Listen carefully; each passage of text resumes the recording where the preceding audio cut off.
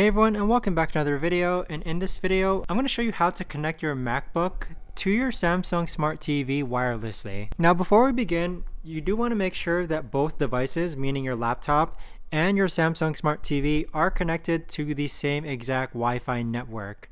So make sure both devices are connected to the same exact Wi-Fi network. And then afterwards, what you want to do is that you want to go into System Settings. And then from System Settings, you want to navigate to where it says Control Center. So Control Center is right over here. And then on Control Center, where it says Screen Mirroring, I set mine to always show in menu bar. And once that's done, you'll see that this little icon over here, this is your screen mirroring icon. So if you click on this and then click on your Samsung Smart TV, it should appear here. You will now see that my Samsung Smart TV will mirror the display of my MacBook here.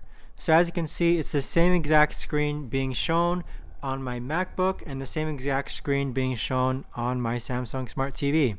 So that right there, guys, is the best and easiest way that I know of to actually go ahead and connect your MacBook to your Samsung TV wirelessly.